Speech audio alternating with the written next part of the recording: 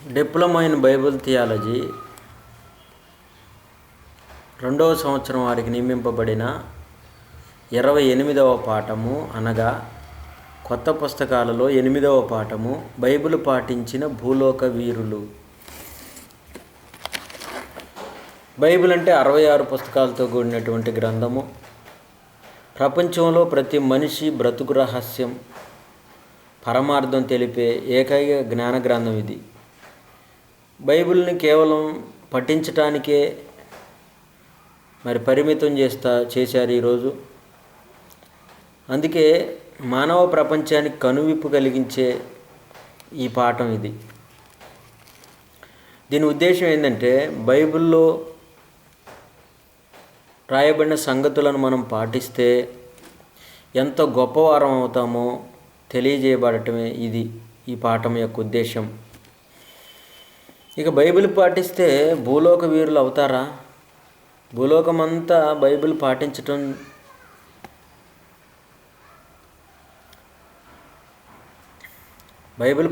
వలన భూలోకమంతా వీరులుగా పరిగణిస్తారా?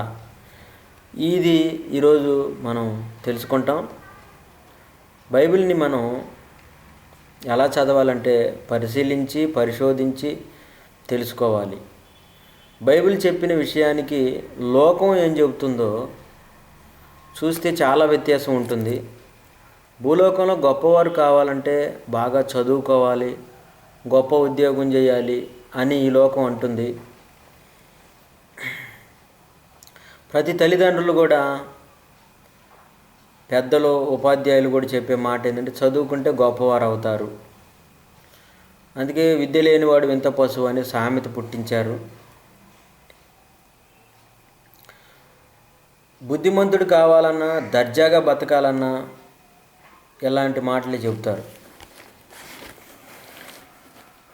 లోక జ్ఞానం నేర్చుకున్న వాళ్ళు గొప్పవాళ్ళు అయ్యారు. అసలు భూలోకంలో వీరులు కాగలిగారా అనేది మనం చూద్దాం. బడి నుంచి విశ్వవిద్యాలయం వరకు విద్యను అభ్యసించిన వారు గొప్పవారు కాలేదు, వీరులు అవ్వలేదు. ఈ యావత్ ప్రపంచాన్ని నేనే పరిపాలించి భూలోక వీరులుగా అవ్వాలని చాలామంది రాజులు, రాజవంశస్థులు ప్రయత్నించారు. ప్రపంచ చరిత్రను మనం అధ్యయనం చేస్తే పారసీక రాజులు కానీ, గ్రీకు సామ్రాజ్య నేత అలెగ్జాండర్ ది గ్రేట్ కానీ, లేదా నెబుకద్నెజర్ కానీ, వీళ్ళందరూ సీజర్సు, రోమా చక్రవర్తులు సీజర్సు, నీరోసు, వీరందరూ భూలోకంలో గొప్పవాళ్ళు కాలేదు. ఇక లోకం అంటున్న మిలీనియం మహనీయులు ప్రపంచంలో వీరులుగా పిలువబడలేదు. వీరందరూ కూడా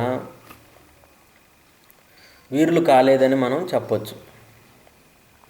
చదువుకున్నవారు గొప్పవారుగా పేరు తెచ్చుకోలేకపోయారు.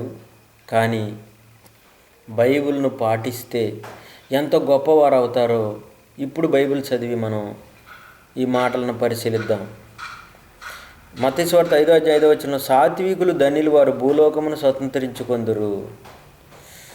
సాత్వికం కలిగిన వారు భూలోకాన్ని స్వతంత్రించుకుంటారు అనగా ప్రపంచాన్నంతటినీ స్వతంత్రించుకునే ధన్యత అన్నమాట. దేనిని బట్టి ఎలా స్వతంత్రించుకుంటారంటే చదువుకున్న వాళ్ళు కాదు, విశ్వవిద్యాలయాల్లో లోక జ్ఞానం సంపాదించిన వాళ్ళు కాలేరు, పరాక్రమశాలులు, ఐశ్వర్యవంతులు, జ్ఞానవంతులు వీళ్ళు లోకమును స్వతంత్రించుకోలేరు. సాత్వికులుగా ఉన్నవారే భూలోకాన్ని స్వతంత్రించుకుంటారు. లోకంలో మనం గొప్పోళ్ళు అనుకుని చదువుకున్న వాళ్ళు అందరూ కూడా ఏదో చచ్చిపోయేటప్పుడు ఒక చిన్న సందేశం ఇస్తూ ఉంటారు, ఏం తీసుకొని పోవట్లేదని. అది ఆ సందేశం గొప్ప సందేశం ఇవ్వటానికే చేస్తారు తప్ప వాళ్ళేం భూలోకాన్ని స్వతంత్రించుకున్న వాళ్ళేం కాదు. ఈ కొత్త నిబంధనలో శకపురుషుడైన యేసుక్రీస్తు చెప్పిన మాట, సాత్వికులు ధన్యులు అన్నాడంటే వాళ్ళు భూలోకాన్ని స్వతంత్రించుకుంటారు అన్నాడు. భూమిని కాదు. భూమి అంటే ఏంది? భూలోకం అంటే ఏంది? మనం ఏమనుకుంటాం? మైదానాలు, పొలాలు, పర్వతాలు,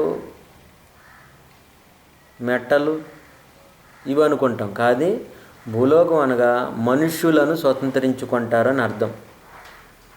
దేశం అంటే మట్టి కాదు, దేశం అంటే మనుషులు అన్న సామెతగా దేశం అంటే మనుషులు అంటే ఏంది, లోకం అంటే కూడా మనుషులు అని అర్థం. లోకం అంటే మట్టి కాదు, లోకం అంటే మనుషులు అని యేసుక్రీస్తు వారు చెబుతున్నాడు ఇక్కడ.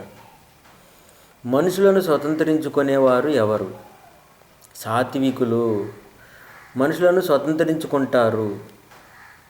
ఎందరు సాత్వికులుగా ఉంటారో వారందరికీ భూలోక వీరులుగా స్వతంత్రించుకునే అధికారం దేవుడిస్తున్నాడు. ఇంక ఎవరు ఆ సాత్వికులని మనం ఆలోచిస్తే సంఖ్యాకాండం 12:3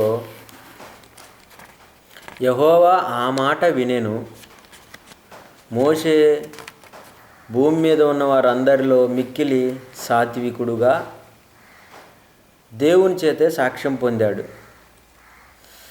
మోషే సాత్వికుడు అయితే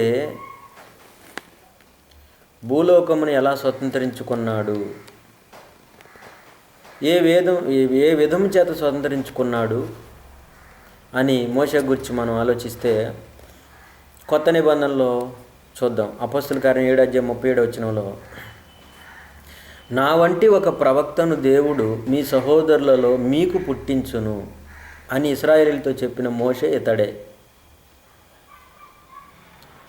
మోషే ఇశ్రాయేలీయులతో నా వంటి ఒక ప్రవక్త అన్నాడు.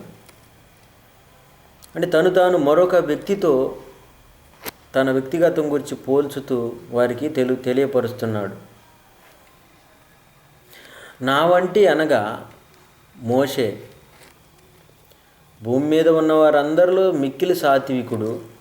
ఇలాంటి సాత్వికం గలవాడు ఒకడు మీ కొరకు పుడతాడు అని ప్రస్తావించాడు. నేను ఎలాగైతే సాత్వికంతో ఇశ్రాయేలీయులను ఆయన మిమ్మును సహించి స్వతంత్రించుకున్నానో, ఎలాంటి సాత్వికం కలిగి భూలోకాన్ని స్వతంత్రించుకున్న వ్యక్తి ఒకడు పుడతాడు. అతడు ప్రపంచం మొత్తం స్వతంత్రించుకుంటాడని మోషే చెబుతున్నాడు. మోషే బైబిల్లోని ఆజ్ఞలను, అంటే దేవుడు చెప్పిన ఆజ్ఞలను, కట్టడలను పాటించాడు గనకే భూలోకమును స్వతంత్రించుకున్నాడు. బైబిల్ను పాటించిన వారు ఎవరైనా సరే భూలోక వీరులు కాగలరు. బైబిల్ పఠించటం మాత్రమే కాదు, దాన్ని కొంతమంది చదువుతూ ఉంటారు, కానీ పఠించి చదివి పాటించేవారు వాళ్ళ వల్ల ఇది జరుగుతుంది. వాళ్ళు భూలోక వీరులు కాగలరు. మిక్కిలి సాత్వికంతోనే అందరి హృదయాలను గెలుచుకోవచ్చు. యుద్ధాలు చేయటం వలన కాదు, విప్లవం పేరిట మారణ హోమం సృష్టించటం వలన కాదు, భయపెట్టడం వలన ఇది కాదు, నిరంకుశ పాలన వలన కాదు. వీటి వలన ఎవరు భూలోకమును స్వతంత్రించుకోలేరు. అందుకే యేసు ప్రభు వారు చెబుతూ, సాత్వికులు ధన్యులు, వారు భూలోకమును స్వతంత్రించుకొందురు అన్నాడు. యేసుక్రీస్తు చెప్పిన ఈ మాటను మనం పాటించగలిగితే అందరి హృదయాలను స్వతంత్రించుకుంటాం. ప్రజల గుండెల్లో శాశ్వతముగా నిలిచిపోవాలంటే దానికి కావలసిన సరి అయిన అస్త్రం సాత్వికం.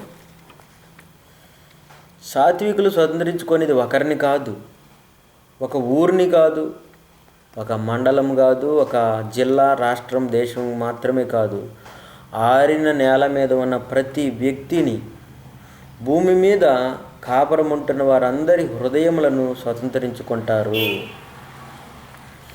యేసుక్రీస్తు చెప్పినటువంటి ఈ మాటను పాటిస్తే ఎవరైనా భూలోకమును స్వతంత్రించుకుంటారు.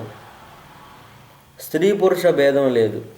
స్త్రీలు కూడా సాత్వికులైతే భూలోక వీరులుగా పిలువబడతారు. ప్రపంచంలో ఎక్కువ మంది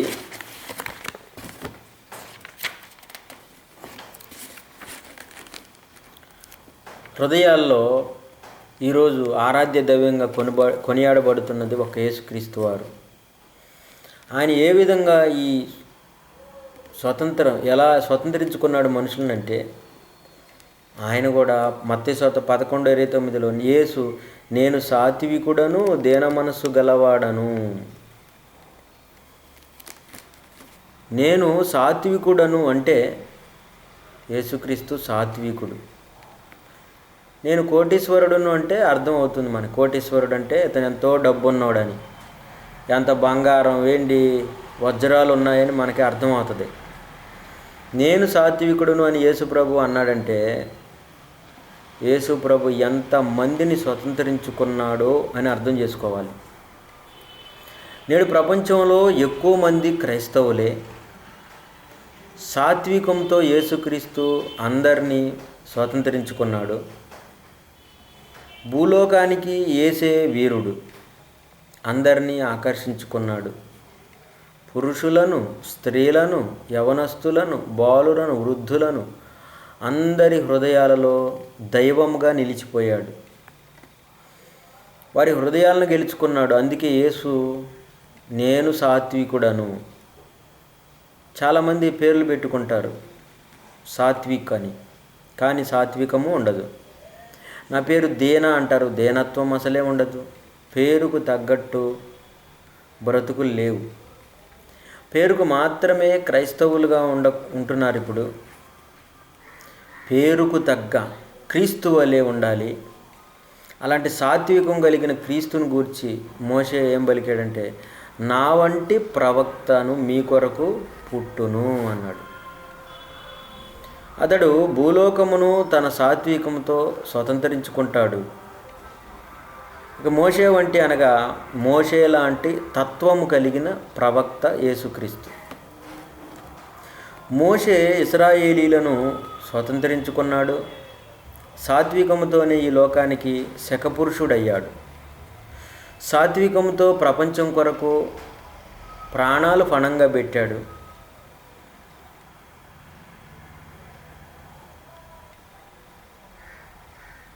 ఎవరు? యేసుక్రీస్తు. యేసుక్రీస్తు సాత్వికంతో ప్రపంచం కొరకు ప్రాణాలు పెట్టాడు. ఎవరినైనా క్రైస్తవులను మనం అడిగితే, మీకు మీ ఆయన అంటే ఇష్టమా, యేసుక్రీస్తు అంటే ఇష్టమా అని అడిగితే యేసుక్రీస్తు వారి పేరే చెబుతారు. ఎందుకంటే ప్రాణం పెట్టాడు గనక. క్రీస్తు అందరి హృదయాల్లో ఉండిపోయాడు. క్రైస్తవ సంస్థలకు వేలల్లో లక్షల్లో వస్తూ ఉంటారు. వీరందరినీ సాత్వికంతో సంపాదించుకున్నాడు యేసుక్రీస్తు. కొరడాలతో కొడుతున్నా, మేకులు కొట్టినా, ముళ్ళ కిరీటం పెట్టినా, ఉమ్మి వేసినా, సిలువ వేసినా అన్నింటినీ సాత్వికంతో సహించాడు. సాత్వికమే భూలోక వీరుడుగా యేసుని ప్రతిష్ఠించింది. యేసు బతికున్న కాలంలో కుంటివారిని బాగు చేశాడు. మగవారిని, చెవిటివారిని, గుడ్డివారిని, కుష్ఠరోగులను, మరణించిన వారిని అందరినీ స్వస్థపరిచాడు. తిరస్కరించలేదు, అసూయపడలేదు. జాలి, దయ, కరుణ వారందరి ఎడల చూపాడు. మనల్ని ఎవరైనా కొడితే తిరిగి కొడతాం, కానీ యేసు సాత్వికుడు. సాత్వికం చూపాడు. యేసుక్రీస్తు వారు తన బోధనలో మత్తయి 5:39లో నిన్ను కుడి చెంప మీద కొట్టువాని వైపునకు రెండవ చెంప కూడా తిప్పుము అని చెప్పాడు. అంటే సాత్వికాన్ని తెలియజేశాడు. యేసుక్రీస్తు కూడా తనను హింసించి శిక్షిస్తున్న వారిపై తిరుగుబాటు చేయక, కనీసం వారిని నోటితోనైనా దూషించకుండా లోక 23:34లో తండ్రి వీరేమి చేయుచున్నారో వీరెరుగరు, వీరిని క్షమించమని తండ్రిని వేడుకొన్నాడు. శిక్షిస్తున్న వారికై ప్రార్థించాడంటే ఎంత సాత్వికము ఉంటే ఆ మాట అంటాడు.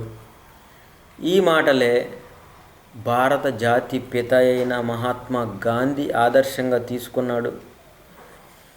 వాటిని పాటించాడు. దేశానికి స్వాతంత్ర్యాన్ని తీసుకొచ్చాడు.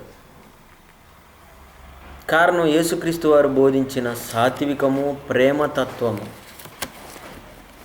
ఇక యేసుక్రీస్తు రోగుల ఎడల ఆయన చేసిన ఉచిత వైద్యము,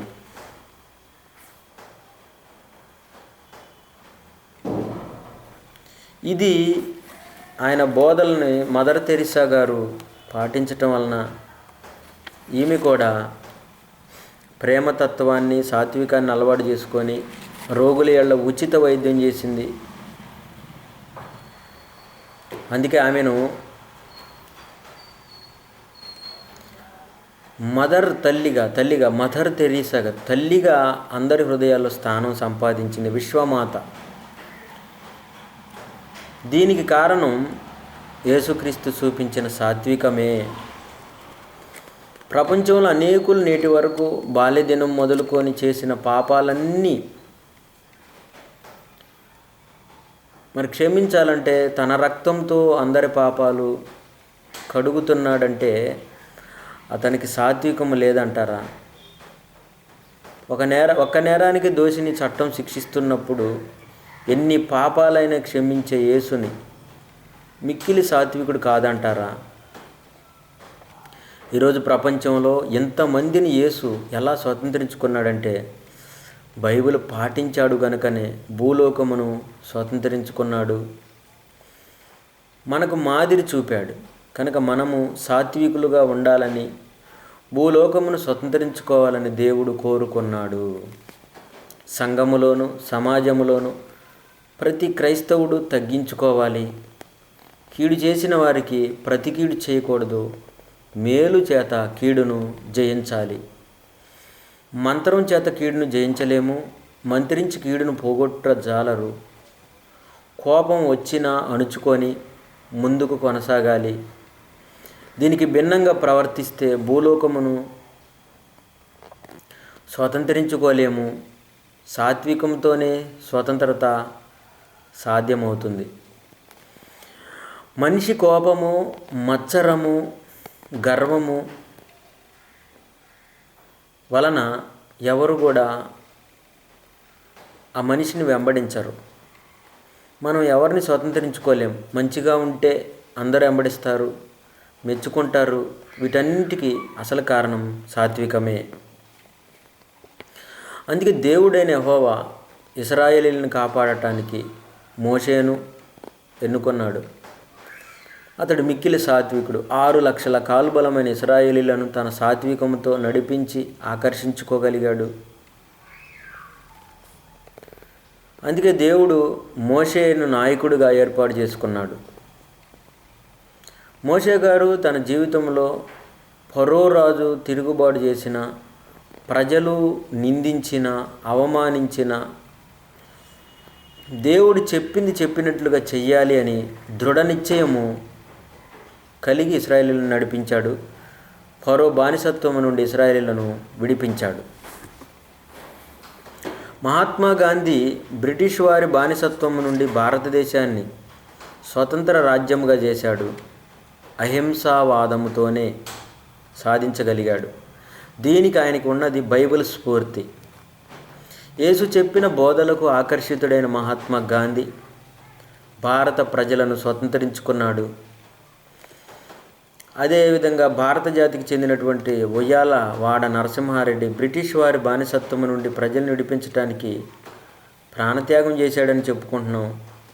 200 సంవత్సరాల బానిసత్వం నుండి విడిపించడానికి ఎందరో స్వతంత్ర సమరయోధులు బ్రిటిష్ వారికి వ్యతిరేకంగా పోరాడి భారత ప్రజలను విడిపించారు.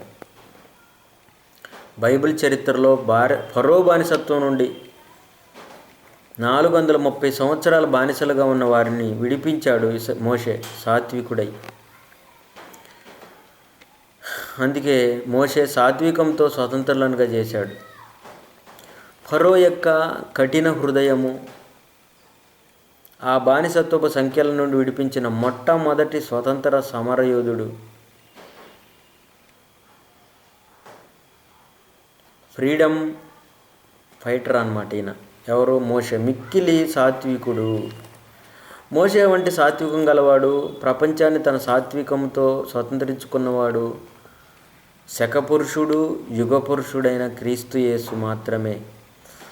యేసు సాత్వికంతోనే భూలోకాన్ని జయించి స్వతంత్రించుకున్నాడు. క్రైస్తవులను ప్రశ్నించినా కూడా మనల్ని ఎలా సమాధానం చెప్పమన్నాడంటే,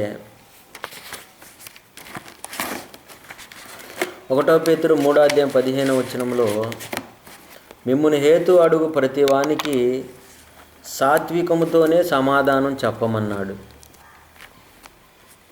కారణం, సాత్వికంతో సమాధానం చెప్పేవారు ఎదుటివారిని స్వతంత్రించుకుంటారు.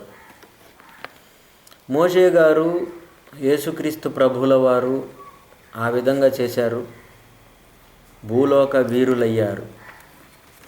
ఈరోజు సంఘములలో, సంస్థలలో యేసు చూపించిన సాత్వికముతో ప్రవర్తించగలిగితే అందరినీ ఆకర్షించుకుంటారు. కానీ అధికారముతో, గర్వముతో, అసూయలతో సంఘము ఎడల ప్రవర్తిస్తే సంఘ సభ్యులు విడిపోతారు. సాత్వికముతో అందరి ఎడల సమాధానముగా నడుచుకోవాలి. కాపరికి ప్రేమ, కనికరం, జాలి, దయ ఉండాలి. అప్పుడే మనుషుల మనసులో నిలిచిపోతాడు. బైబిల్ను పాటిస్తే ఎందరినైనా ఆకర్షించుకుంటారు. మంచివారిని సమాజం గుర్తించుకుంటుంది. సాత్వికమును, దీనత్వమును, మంచితనమును, ఓర్పును అలవరుచుకోవాలి. బైబిల్ నందు దేవుడు చెప్పిన మరొక మాట మనం చూద్దాం. 1 తిమోతి 6:11 దైవజనుడా, నీవైతే వీటిని విసర్జించుము. నీతిని, భక్తిని, విశ్వాసమును, ప్రేమను, ఓర్పును, సాత్వికమును సంపాదించుకొనుటకు ప్రయాసపడుము. సాత్వికము సంపాదించుకోవటానికి ప్రయాసపడుము అంటున్నాడంటే, మనం భూమి మీద డబ్బు కోసం ప్రయాసపడతాం. ఆస్తిపాస్తులు, ఉద్యోగాలు మొదలైన వాటి కోసం, అవి సంపాదించుకోవటానికి మనుషులంతా ప్రయాసపడుతున్నారు. ఇవన్నీ చివరికి మట్టికి చేరటానికే తప్ప మనుషులను స్వతంత్రించుకోవటానికి కాదు. మనుషులను పాపమనే బానిసత్వం నుండి విడుదల చేయటానికి, వారిని స్వతంత్రులుగా చేయడానికి యేసుక్రీస్తు వారు ఎన్నుకున్న మార్గమే సాత్వికం. సాత్వికముతో మనిషి ఏదైనా సాధించగలడు. అతడు మరణించిన ప్రజల గుండెల్లో బ్రతికే ఉంటాడు. అందుకే యేసుక్రీస్తు వారు మరణించి సుమారు 2000 సంవత్సరాలు గడిచిన నేటికి ఆయన బోధలు మనుషులు ఆకర్షిస్తూనే ఉన్నారు. సాత్వికం మనుషులను స్వతంత్రులుగా చేస్తుంది. సాత్వికులను ఎవరూ మరిచిపోరు. మోషేను మరిచిపోలేదు. ప్రపంచమంతా ఇప్పుడు యేసును మరిచిపోలేదు. దానికి కారణం సాత్వికమే. అందుకే 2 సమూయేలు 22:36 నీ సాత్వికము నన్ను గొప్ప చేయును. మనుషులను గొప్ప చేసేది సాత్వికమే. ధనము, అధికారము, బలము భూలోక వీరులుగా చేయలేవు. మోషే భూలోక వీరుడుగా దేవునిచే సాక్ష్యం పొందాడు. మోషే సాత్వికం గురించి బైబిల్లో మనం ఇంకొక మాట చూస్తే, కీర్తనలో 106:23 అప్పుడు నేను వారిని నశింప చేసేదనని నేను, అయితే ఆయన వారిని నశింపజేయకుండానట్లు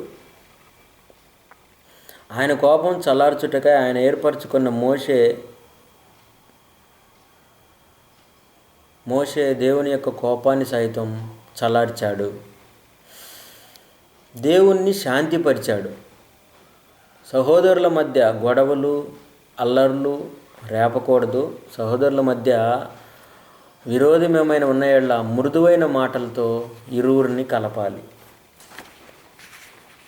అందుకే సామెతలు 15:1 మృదువైన మాట క్రోధమును చల్లార్చును. మనిషి సాత్వికముతో దేవుని కోపం కూడా చల్లారుతుంది. దేవునిని సైతం మార్చగలిగేది, సైతం స్వాధీనం చేసుకోగలిగేది సాత్వికం. మనిషి ఆత్మఫలాలు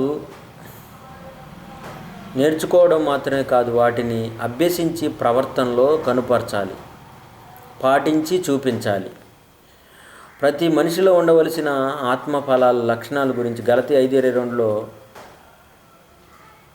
విశ్వాసము, ప్రేమ, సాత్వికము ఇవన్నీ చెప్పాడు.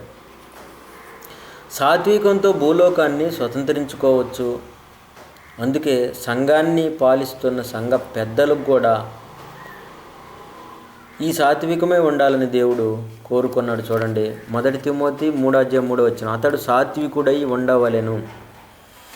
సంఘ పెద్దలకు, నాయకులకు, అధ్యక్షులకు, పరిచారకులకు, విశ్వాసులకు అందరికీ ఇది ఉండవలసిన ముఖ్యమైన గుణం సాత్వికం. జ్ఞానం వలన మనుషులు ఉప్పొంగుతారు, కానీ సాత్వికము వలన మనిషి అందరి హృదయాల్లో ఉండిపోతాడు.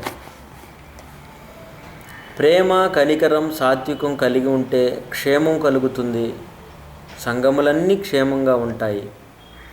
కనుకే బైబిల్ పాటించాలి. మనం పాటించిన వారే అందరితో సమాధానంగా ఉంటారు, సమాధాన పరిచేవారిగా ఉంటారు. మనుషులందరికీ ఆత్మ ఉంది, కానీ ఆత్మ ఫలాలు లేవు. చెట్టు ఉండి కాయలు లేకపోతే ఎంత నిష్ప్రయోజనమో, ఆత్మ ఫలాలు, ఆత్మ కలిగి ఉండి ఆత్మ ఫలాలు లేకపోవటం కూడా అంతే నిష్ప్రయోజనం. ఎందరో భక్తులు, యోబు, దానియేలు, ఇర్మియా, పౌలు వీరందరూ మనుషులను సాత్వికంతో స్వతంత్రించుకున్నారు. క్రైస్తవులను చంపాలనుకున్న పౌలు మారు మనసు పొందిన తరువాత యేసు యొక్క సాత్వికమును పునికి పుచ్చుకొని ఆసియా, యూరప్, ఇటలీలో ఉన్న సంఘాలను బ్రతిమలాడుతూ తన ప్రవర్తన గురించి నేను క్రీస్తుని పోలి నడుచుకున్నాను అని చెప్పాడు. యేసుక్రీస్తు వారు ఈ భూమి మీద మనుషుల దయందును దేవుని దయందును వర్ధిల్లుచూ వచ్చాడు. కాబట్టి యేసుల అందరి దయను సంపాదించుకోవాలి. ఎవరు ఏమన్నా ఓర్చుకోవాలి, తగ్గించుకోవాలి. అప్పుడు హెచ్చించబడతారు. విధేయత కలిగి నడుచుకోవాలి. మనుషులందరి ఏళ్ళ సమాధానంగా ఉండుటకు ప్రయత్నించాలి. ప్రతి సత్కార్యం చేయుటకు సిద్ధపడి ఉండాలి. అందుకే తీతు పత్రిక 3:2 మనుషులందరి ఏళ్ళ సంపూర్ణమైన సాత్వికమును కనుపరచచు ఎవరిని దూషించక జగడమాడని వారును శాంతులనై ఉండవలెను. మనుషులందరినీ సంపాదించుకోవాలంటే బైబిల్ చెప్పిన మాటను పాటించాలి. మనుషులందరి ఏళ్ళ సంపూర్ణమైన సాత్వికమును అగుపరుచుకోవాలి. అప్పుడు మనుషులందరూ లోబడతారు, భూలోకమును స్వతంత్రించుకుంటుంటారు. భూలోకంలో గొప్ప వీరులు అవుతారు. అప్పుడు ఓర్పుతో, సాత్వికముతో దీన్ని మనం సాధించాలి. అందుకే సాత్వికంతో రాజ్యాలను జయించారు, సాత్వికంతో లోకాన్ని జయించారు. బైబిల్ పాటించటంతోనే వీరులు గొప్పవారు కాగలరు. నేటి కాలంలో రోషము కలిగిన జయశాలి గారే తనకు వెన్నుపోటు పొడిచిన వారిని కూడా క్షమించి ఎందరినో నేటికి చేర్చుకుంటున్నారంటే క్షమించే యేసు గుణం ఉంటేనే. కపట సహోదరులైన ఈయన ఆహ్వానం ఇవ్వగలరు. అబ్రహాము, ఇస్సాకు, యాకోబు, నోవహు, దానియేలు, యోబు, అపోస్తలులు వీరంతా బైబిల్లోని నిబంధనలు, ఆజ్ఞలు పాటించి భూలోకానికి వీరులుగా నిలిచిపోయారు. కనుకనే లోకముని జయించే అసలైన అస్త్రం సాత్వికము. సాత్వికముతోనే భూలోక వీరులుగా, భూలోకాన్ని స్వతంత్రించుకునేవారుగా కాగలమని యేసుక్రీస్తు వారు చెప్పాడు. కనుక బైబిల్ పాటిద్దాం, అందరినీ ఆకట్టుకుందాం, భూలోక వీరులంగా అవుదాం.